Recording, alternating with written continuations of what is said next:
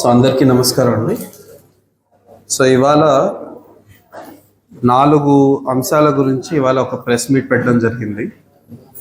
So ఒకటి ఇసుక గురించి, మన జిల్లాలో ఉన్న ఇసుక ఇష్యూస్, మన జిల్లాకి ఇప్పుడు ఇసుక ఎలా రాబోతోంది, దాన్ని కన్జ్యూమర్స్ ఎలా వినియోగించుకోవాలి, అంటే ఇసుక కావాల్సిన వాళ్ళు ఎలా వినియోగదారులు ఎలా ఇసుక బుక్ చేసుకోవచ్చు అనే దాని గురించి ప్రెస్ మీట్ పెట్టడం జరిగింది. రెండో ఇష్యూ, గ్రాడ్యుయేట్ సంబంధించి ఎమ్మెల్సీ ఎలక్షన్స్లో వచ్చిన 2-3 చిన్న అపోహలు ఉన్నాయి. సో దాని గురించి మాట్లాడదాం అనుకున్నాం. మూడోది, మీరు ఆల్రెడీ చూసుంటారు, మన హానరబుల్ డిప్యూటీ సీఎం గారు కూడా లాస్ట్ విజిట్ చేసినప్పుడు కానీ ఆ తర్వాత కానీ ఈ చైల్డ్ అబ్యూస్, పిల్లల మీద అఘాయిత్యాలు కానీ వీటి గురించి చాలా సీరియస్గా రెస్పాండ్ అవ్వడం జరిగింది. సో దాని ఉద్దేశంలో మన డిస్ట్రిక్ట్ లెవెల్లో ఒక క్యాంపెయిన్ స్టార్ట్ చేసాం, దాని గురించి చెప్దాం అనుకున్నాం, మీ ద్వారా అందరికీ తెలియాలని.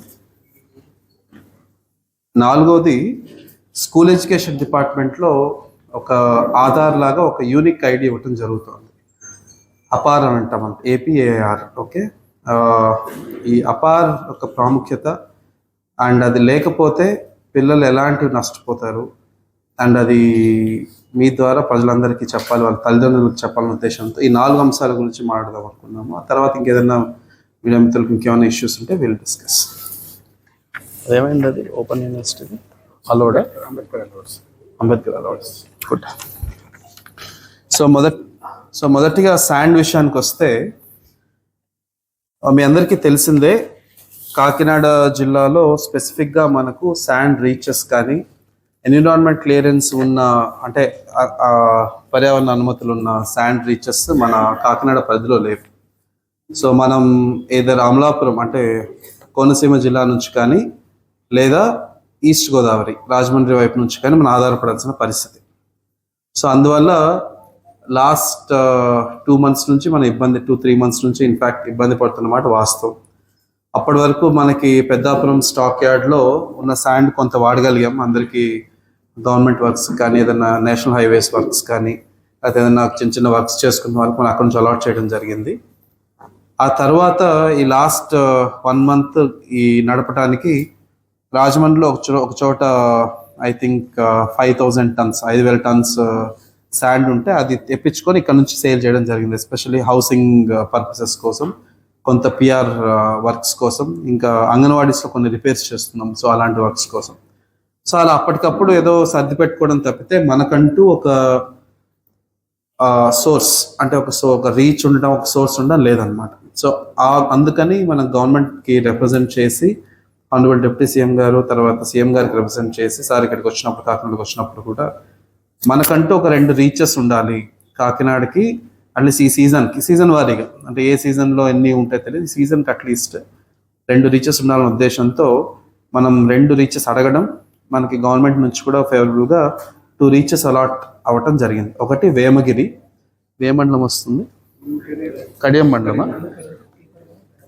కడియం మండలం, వేమగిరి, తర్వాత పెరవలి మండలంలో టీపర్రు. సో ఈ 2 రీచెస్ మనకు అలాట్ చేయడం జరిగింది. టీపర్రు 3. ఓకే, టీపర్లో 3-4 రీచెస్ ఉన్నట్టున్నాయి, టీపర్రు 3. ఓకే, సో ఈ 2 రీచెస్ కాకినాడకి అలాట్ చేయటం అండ్ కోర్స్ మనకు అలాట్ చేసిన చిన్న లోకల్ పర్పసెస్ కోసం వాళ్ళు కూడా తీసుకోవచ్చు, బట్ ఆన్లైన్ బుకింగ్ మనకి అవైలబుల్గా ఉంటాయి. ఈ 2 రీచెస్తో పాటు మిగిలిన రీచెస్ కూడా, ఇప్పుడు ఫర్ ఎగ్జాంపుల్ జగ్గంపేట దగ్గర నుంచి మేబీ వేమగిరి కన్నా ఇంకేదైనా దగ్గర ఇంకో రీచ్ ఉండొచ్చు రాజమండ్రి దగ్గర, సో అది కూడా అలౌ చేస్తారు. బట్ మనకంటూ ఎక్స్క్లూజివ్గా మనకు ప్రయారిటీ ఇస్తూ, కాకినాడ నుంచి వచ్చే కస్టమర్స్కి ప్రయారిటీ ఇస్తూ ఈ 2 రీచెస్ అలాట్ చేయడం జరిగింది. ఆల్రెడీ ఇవాళ 5,000 tons వరకు జనాలు బుక్ చేయడం కూడా జరిగింది. అంటే ఇంతవరకు మనం బయటికి చెప్పకుండా కూడా ఆన్లైన్లో మనకు కనబడుతుంది కాబట్టి, ఏ రీచెస్ ఉన్నాయి అనేది కనబడుతుంది కాబట్టి దాంట్లో బుక్ చేసుకోవడం కూడా జరిగింది. సో ఈ సందర్భంగా నేను చెప్పదలుచుకున్నది మీ ద్వారా ఏంటంటే, ఎనీ కస్టమర్, అంటే ఇళ్ళకి అవ్వచ్చు లేదంటే బల్క్ కస్టమర్, అంటే ఏదైనా NH వర్క్స్ కానీ లేకపోతే పెద్ద అపార్ట్మెంట్స్ కడుతున్న ప్రైవేట్ వర్క్స్ కానీ, ఈ రోజు నుండి వాళ్ళు ఆన్లైన్లో ఈ 2 రీచెస్ నుంచి అప్లై చేసుకోవచ్చు. సో అది ఎలా అంటే ఆ ప్రక్రియ ఏంటో దాని గురించి ఒక 2 నిమిషాలు చెప్తాను. సో ఈచ్ రీచ్లో కాకినాడ కలెక్టర్ ఆధ్వర్యంలో టెండర్స్ ఇచ్చి ఆ రీచ్లోని ఇసుక తవ్వటానికి దాన్ని లోడింగ్ చేయటానికి అంటే ఎక్స్కవేషన్ అండ్ లోడింగ్ ఈ 2 పనులు కలుపుకొని ఒక టెండర్ ఇవ్వటం జరిగింది. ఆ టెండర్ ఇచ్చిన తర్వాత ఒక ఏజెన్సీని ఫైనలైజ్ చేయడం జరిగింది. అంటే రీచ్ ఆపరేషన్స్ అంటాం. రీచ్లో ఆపరేషన్స్ అంటే ఎక్స్కవేట్ తవ్వాలి, ఏదైనా బండి వస్తే ట్రాక్టర్ లేకపోతే నేను ఏదైనా లారీ తీసుకెళ్తే ఆ లారీలో లోడింగ్ చేయాలి. ఈ 2 కదా చేయాలి. నేను లారీ తీసుకెళ్ళిన వాడిని నాతో పాటు ఒక జేసీబీని కూడా తీసుకెళ్ళను కదా అంత దూరం. సో నేను ఒకవేళ ఎన్హెచ్ వర్క్ కాంట్రాక్ట్ అనుకుంటే అదర్వైజ్ నేను ఇల్లు కట్టుకుంటూ ఉంటే నేను నా దగ్గర ఉన్న నాకు తెలిసిన వాళ్ళది ఏదైనా ఒక ట్రాక్టర్ లేకపోతే లారీనో నేను అక్కడ తీసుకెళ్తే రీచ్లో అక్కడ ఉన్న రీచ్ కాంట్రాక్టర్ ఇసుకని తీసుకొని నా వెహికల్లో లోడ్ చేయించే బాధ్యత అతనిది. ఓకే, ఈ పర్రుకి వచ్చేసరికి దాదాపు 96 రూపాయలు మనకి పర్ టన్ పడుతుంది. 96.02 96 రూపాయల 2 పైసలు. ఇది బేసిక్గా టెండర్లో వాళ్ళు కోట్ చేసింది అనమాట. అంటే మీకు అర్థమైంది కదా, టెండర్ వేసేటప్పుడు కాంట్రాక్టర్ నేను 96.2 రూపీస్తో నేను అక్కడ సేల్ చేస్తాను. అంటే నేను ఒక లారీ తీసుకెళ్ళి నాకు 20 టన్నులు కావాలంటే 96.02 ఇంటూ 20, సో దాదాపు ఎంత వస్తుంది 1822,000 అంతా నేను అక్కడ పే చేసి నా లారీలో నేను ఇసుక వేయించుకోవాలి. ఇది ఓన్లీ ఇసుకకి సంబంధించి లోడింగ్ ఛార్జెస్ మాత్రమే ఇవి. Otherwise loading and excavating and loading charges, దీంట్లో ట్యాక్సెస్ కానీ ఇసుకంటూ మనం ఏమైనా రాయల్టీ కానీ లేదంటే ఇసుకకి ఏదైనా వాల్యూ అంటే అంతే కదా. ఇప్పుడు మనం ఒక మార్కెట్లోకి వెళ్ళి తీసుకోవాలంటే ట్రాన్స్పోర్టేషన్తో పాటు ఆ వస్తువు యొక్క కాస్ట్ ఉంటుంది. ఆ వస్తువు కాస్ట్ అంతా ఫ్రీ. సో మీకు అందరికీ తెలిసిందే, మనం ఆల్రెడీ హానరబుల్ సీఎం గారు కూడా పదే దీని గురించి ఇన్సిస్ట్ చేస్తుంది కూడా. మనకి ఇసుక కంటూ కాస్ట్ లేదు కానీ బట్ ఇసుక తీసుకురావడానికి మనకు కొంత ఖర్చు అవుతుంది. ఆ ఖర్చు అవడంలో ఫస్ట్ ఎక్స్కవేషన్ తర్వాత లోడింగ్ కలిపి టీపరు దగ్గర 96 రూపాయల 2 పైసలు, అదే వేమగిరి దగ్గర 61 రూపాయలు 37 పైసలు కాస్ట్ అవుతుంది. సో అంత కట్టి నేను నా లారీలో దాన్ని లోడ్ చేసుకోవచ్చు.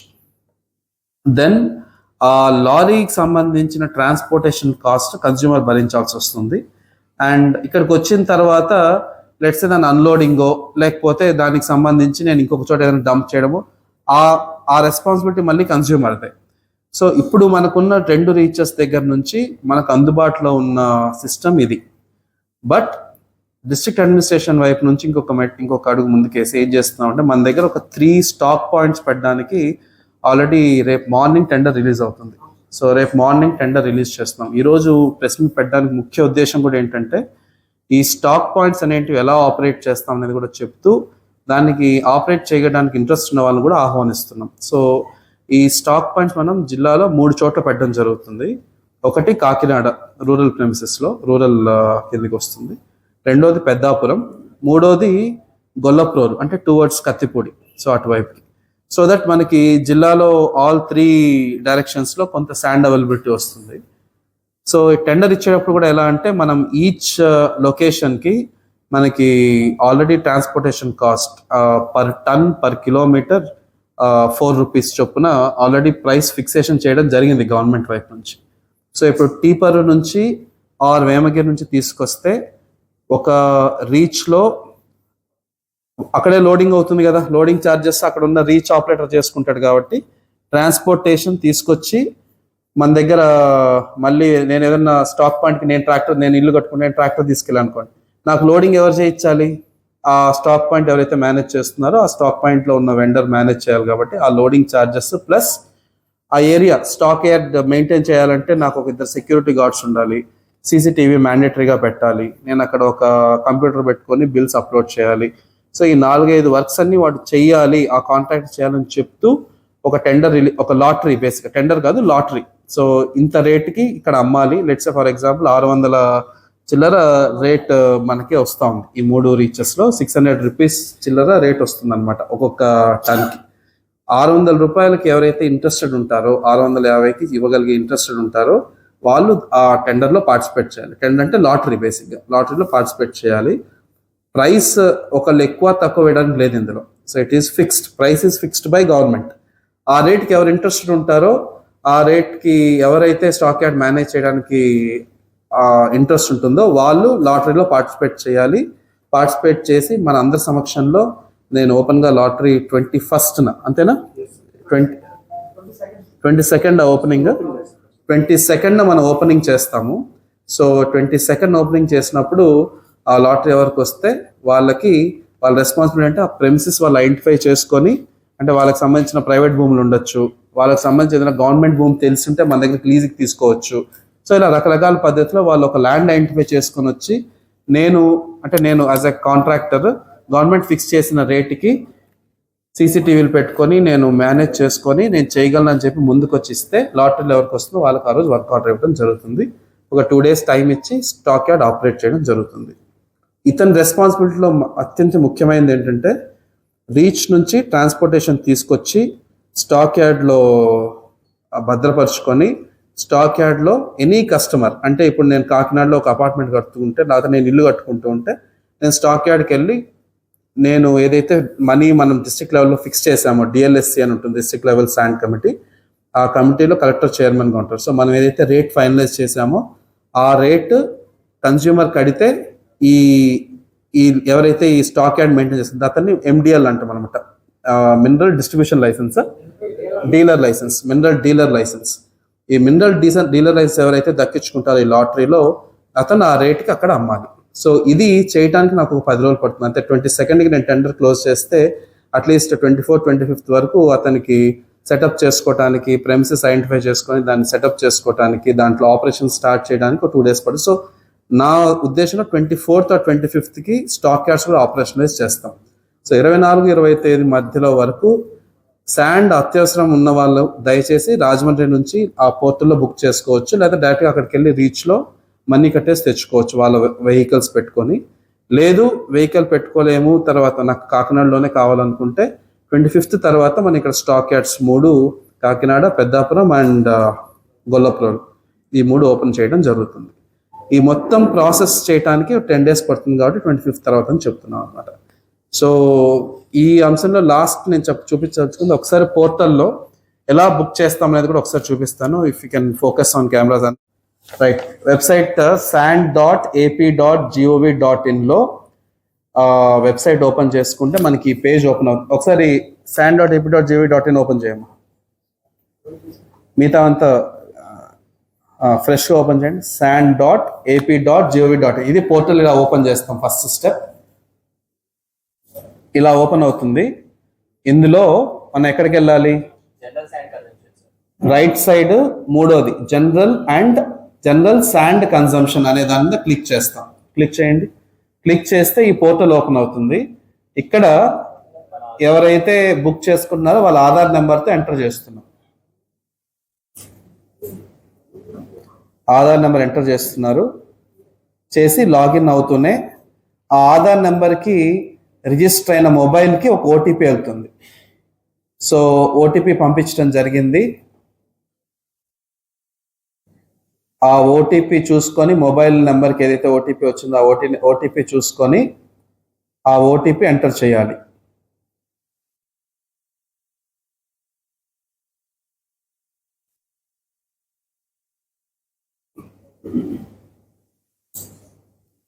సో ఓటీపీ ఎంటర్ చేస్తూనే బుక్ చేసుకోవడానికి కావాల్సిన సమాచారం ఓపెన్ అవుతుంది.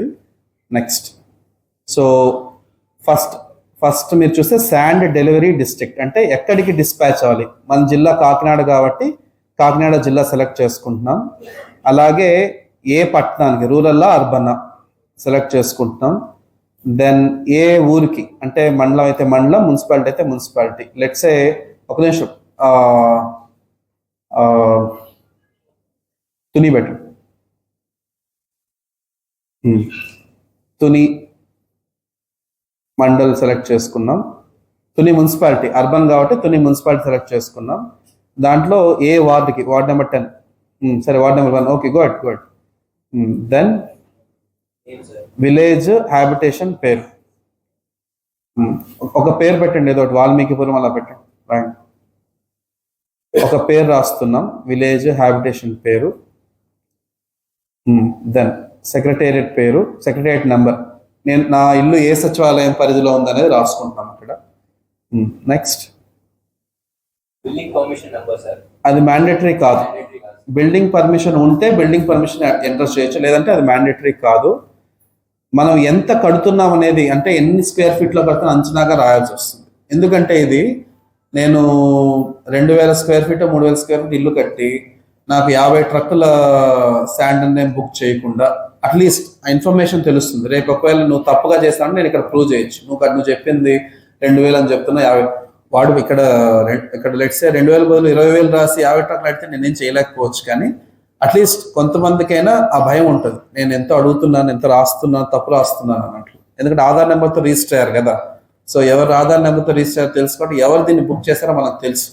తప్పుగా ఎక్కడికైనా ట్రాన్స్పోర్ట్ అయితే నేను పట్టుకోవడానికి ఆధారం ఇది. Next, so let's 1440 square feet వస్తే అంచనా ఎన్ని టన్స్ కావాలనేది ఆల్రెడీ అదే చూపిస్తుంది.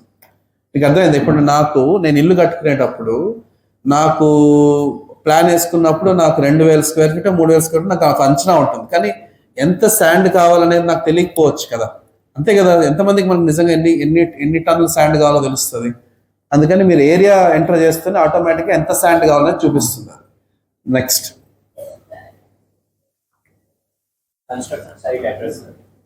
అడ్రస్ ఒకటి ఎంటర్ చేయాలి.